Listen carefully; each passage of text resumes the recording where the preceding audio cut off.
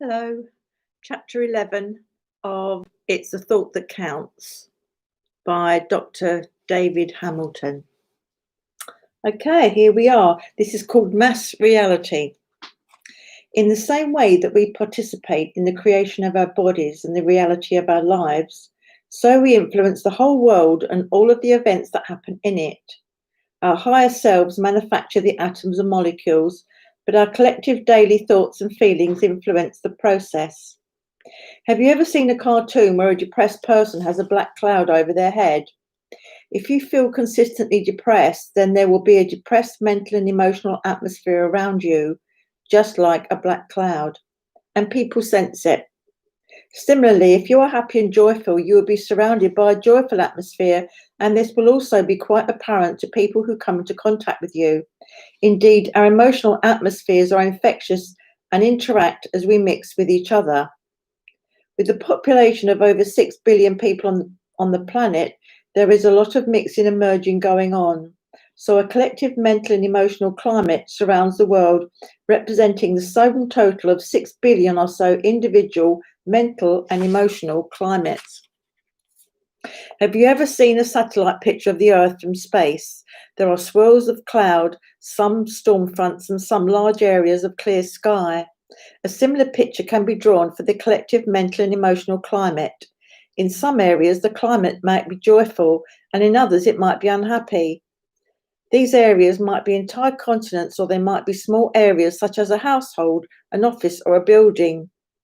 Of course, within each of these areas, there will be a spread of different mental and emotional climates, corresponding to the differences in the people there.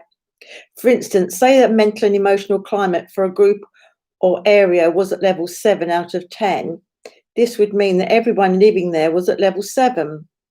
There would be people at level 3 and 9 too, but taken collectively, the climate would average out of 7. We tend to gravitate toward people and places that resonate with us. You might have noticed in your own life that there are places where you feel better or worse than usual, perhaps more positive or more peaceful or more anxious or agitated. Wherever you go, you are affected by the mental and emotional climate of the area. So in the same way that our unconscious minds are linked to form a collective unconscious mind, our conscious mental and emotional states form a collective mental and emotional climate state. And just as our personal thoughts and emotions influence the biological events in our bodies and the daily events in our lives, so the collective thinking of a small or large group influences local or large-scale events. Subheading: Group Consciousness and Group Health.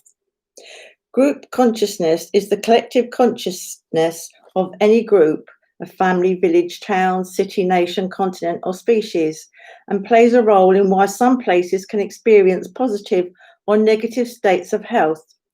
Just as a disease in the body can be a consequence of mental health, so an illness like a cold, for example, in a family group can be sustained through collective patterns of thinking and feeling within the group. Of course, this can also be easily explained by considering the food we eat, our lifestyles, and in the case of disease, the physical spreading of viruses through contact or through the air. There are many causes of illness, but remember that consciousness precedes biology. It condenses to form it. It is not the other way round. A friend recounted a funny story to me. He was on an aeroplane and his attention was drawn to a woman at the back of the plane shouting, "I'm going to be sick," as she hurried towards the toilets at the front. He was having one of those days and he shook his head and thought to himself, "I bet she stops right in front of me and throws up." You know what? She paused and passed dozens of people, stopped right in front of him, turned to face him and threw up over him. You may have noticed that sometimes we do attract situations like magnets. Our thoughts, feelings, beliefs, and issues send a pulse throughout the web, causing people to bring us exactly what is appropriate to our current state of mind. And a disease-carrying insect or an airborne pathogen will respond just as well as a person will. Of course, this does not mean that all diseases and events are the direct product of conscious thoughts and feelings. It is very clear that a vast number of people infected with, say, HIV and AIDS did not attract the disease through their thinking. In terms of mass disease, there must be a deeper spiritual significance as to why a person is born into those conditions, a purpose known only to the higher self. Some hope may lie in the fact that a change of mind can cure disease in an individual. Therefore, a change of mind in a nation, through education perhaps, could save many lives.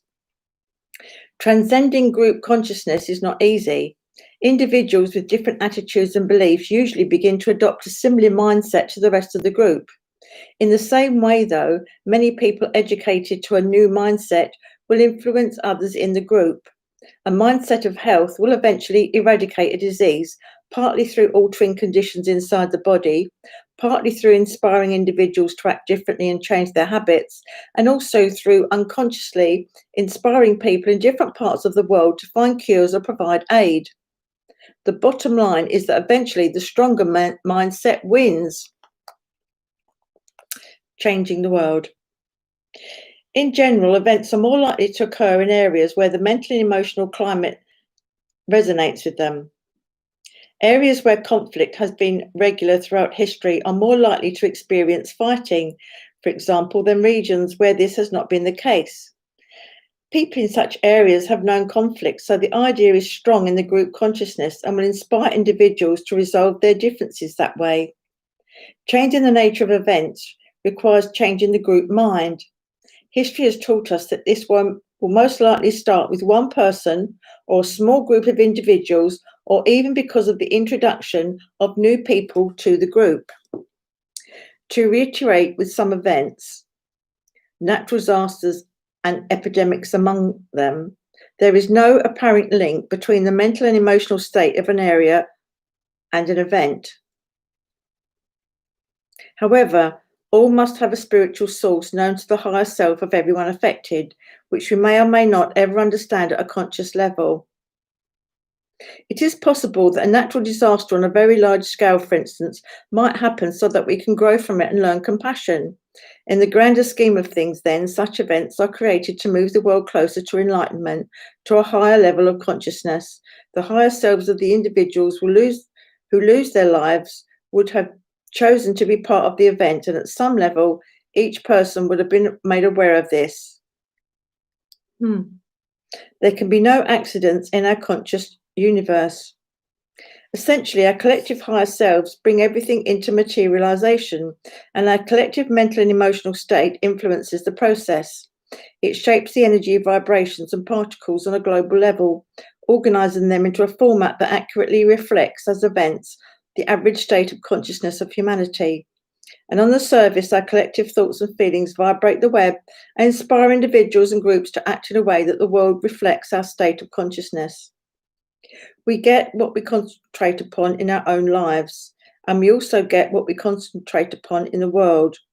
A world of peace and joy reflects an overall inner climate of peace and joy, and a world where conflict is rife represents a significant degree of personal unrest and unhappiness.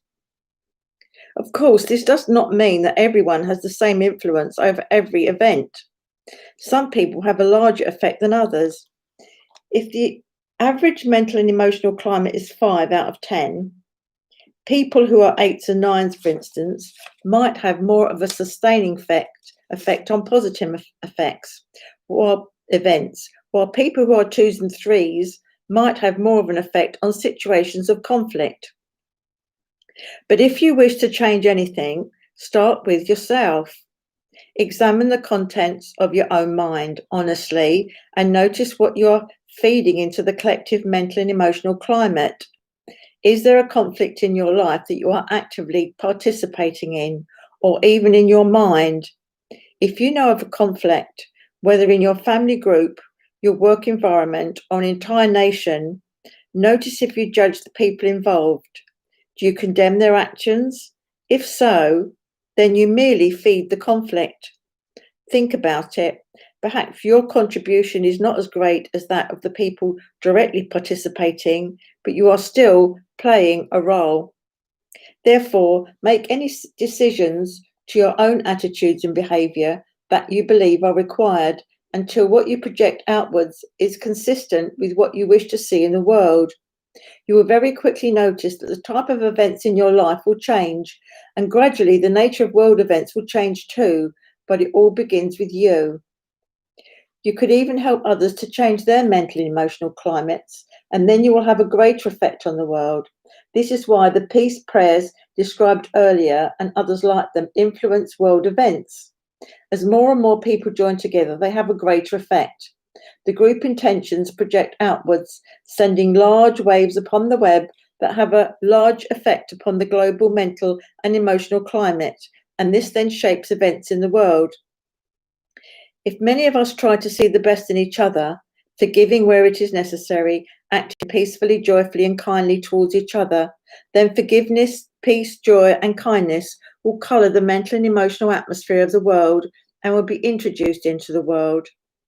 If enough of us want to help those in need and act on our desire with gestures, such as simply as flashing a genuine smile, saying something nice, making a donation, helping an elderly person with their shopping, allowing a car in front of us in a traffic jam, or even inviting someone to go in front of us in the supermarket queue, then will we find that more assistance will reach people on a global scale.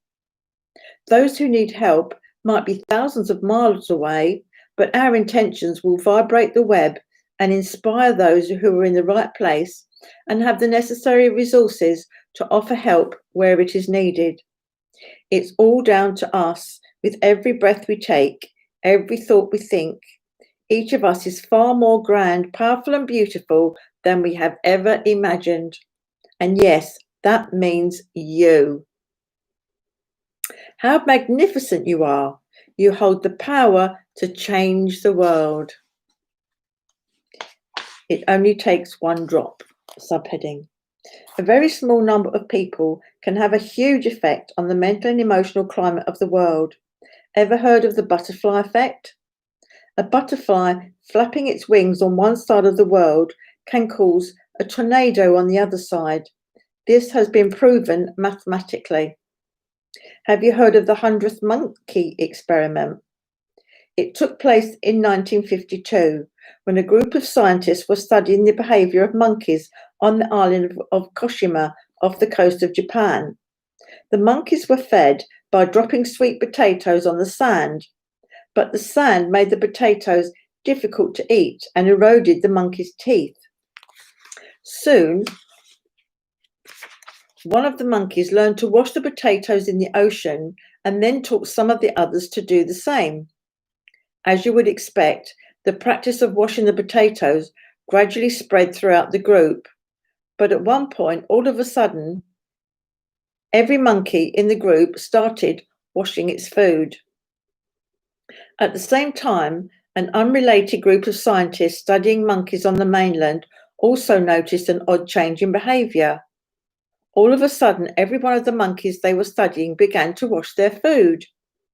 The two groups were not in contact, so there was no physical way for the second band of monkeys to have learned the practice from the first group. The idea of washing food had been transmitted through the monkeys' group consciousness. This type of phenomenon has been well documented. In another experiment, two sets of laboratory rats were bred through several generations biologist W.E. Agar in Melbourne, Australia, and were kept apart so there was never any contact between them. One set was trained to find their way through a maze and the other set was not. The rats that were trained to run through the maze took 25 attempts on average to get through it before they memorized the routes. Every successive generation learned their way slightly faster than the preceding ones, and this was attributed at the time to learned behavior being genetically inherited through the DNA. By the fifth generation, the rats were getting through the maze much faster. At this point, the group of rats that had not been trained, also now in the fifth generation, was tested on the maze. One would expect these rats to take about 25 attempts, as had the first generation of the other group. However, it was discovered that they made it through as fast as the rats that had been genetically inherited, in quotation marks, the ability to run through the maze. Yet the two groups had never met.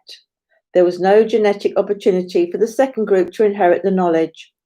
Once again, it had been transmitted through the group consciousness, so that when the untrained rats were tested on the maze, the knowledge was in the air as part of the mental and emotional climate in the area. They just downloaded it. Similarly, you may have noticed that when computers were first invented, people found it difficult to understand them. Nowadays, they are far more complex, yet people master them very quickly, particularly children. The knowledge has been passed along through the collective consciousness, so each successive generation of people is more confident with computers and has an innate basic awareness of them that is awakened when they begin to use them. Each user of a computer adds to the knowledge that is in the collective consciousness. You might think of it as each user adding a layer of watercolour to a canvas. In time, the colour becomes very deep and highly visible, even at a distance. In the same way, the understanding of computers forms a print in the collective consciousness that has become visible with each successive generation. Of course, in this case, there are no isolated groups under study like Agar's rats, so the learned behaviour is also genetically transmitted. Both ways of transmission occur. Another thing that probably occurs is that information in the collective consciousness causes genes to switch on and off, perhaps altering the growth of the brain in such a way that makes it easier to understand technology. These genes may even have switched on and off in the womb. Information travels fast through the collective unconscious and the collective mental and emotional climate. It is instantly available everywhere. But it usually takes a little while to be downloaded because of people's personal mental and emotional noise, their thoughts and emotions, attitudes and beliefs, just as it takes someone longer to understand about something if they have a lot on their mind. Oh, maybe jump. Usually, information is gradually downloaded into more and more people until a critical or tipping point is reached. Then the information appears to download into everyone else simultaneously. This is how critical points work. Levels increase gradually until a specific point is reached, then change is extremely rapid. Think of more and more weight being added to a set of scales. When the weight reaches the tipping point, the scales tip over to the other side. This process is well known in meteorology, as sudden weather changes occur due to the reaching of a critical point of air pressure, storm density, wind speed, or temperature. In the Hollywood movie The Day After Tomorrow, a tipping point is reached in polar ice cap melting. After that, there is no turning back. In just over a week, the entire planet is in an ice age. Certain types of biological experiments also show the tipping point process. Bacterium A is slowly transforming into B, then all of a sudden at a certain point it flicks over to completion. In some cases, the critical amount may be very small. In other cases, it may be large. Many vital protein and enzyme transformations in the body happen in this way. Analytical chemists also see this at work. They use indicators which detect when an acid-alkali titration is complete. This is a standard experiment that is carried out from high schools to university research labs to analytical laboratories in the healthcare industry. Lots of drops of substance A can be added to substance B, and the mixture remains colourless. Then suddenly, with the addition of only 1 or 2 more drops of A, the entire mixture turns pink, an instant change. So it is with the mixture of our mental and emotional climates. If we consistently add drops of peace, love, kindness, and sharing, tolerance, and understanding through our attitudes and our behaviours towards each other, then once we reach a critical point, the world will change very quickly. Just prior to the tipping point, it only takes 1 more drop for the colour to change. Without that drop, it never changes. So every drop is important, and you wondered how important you were. Inspiring peace. You don't need to do big things to change the world. You only need to change yourself. A determined positive attitude creates good health and positive life experiences. And when many of us focus our thoughts in this way, It inspires positive world events. The same, of course, happens when we dwell on what is not desirable. Focusing on your distaste for war and the decisions surrounding it, for example, will not bring lasting peace. Although you intend peace, you also feed the conflict. A love of peace and a demonstration of peace in your own life are a more efficient formula for lasting peace. The peace you create within yourself then inspires you to speak and behave differently, which has a knock-on effect on everyone you come into contact with, and it vibrates through the web, inspiring peace in other people and in other places. Tolerance and willingness to try to understand the actions of another also make more of a lasting contribution towards peace than a desire for peace that is fueled by a hatred of war and all that it represents. St. Francis of Assisi once said, "Seek first to understand, then to be understood." This is the key to peace in your personal life and in the world. Seek first to understand people before making a judgment, especially as you probably don't know all of the facts. Many of us have unknowingly perpetuated conflicts through making assumptions. If you find yourself consistently reacting angrily to something or someone, try to stop for a minute and ask yourself what contribution such behaviour makes to the quality of your life or to the world. Then find a way of healing your thoughts, attitudes, and beliefs. The next time you find yourself speaking negatively about someone behind their back, stop and ask yourself what you will be doing to them and what contribution your words are making to your life and to the world. You know what you do to your body with consistent negative thinking. So what do you suppose we do to the world every day when millions of us focus on the negative and go through our days in mental and emotional conflict with one another? We are all intimately connected to every atom of the universe. We are all important, and our thoughts, feelings, and words are extremely powerful. Who we choose to be from this moment onward will affect the world. So who do you choose to be?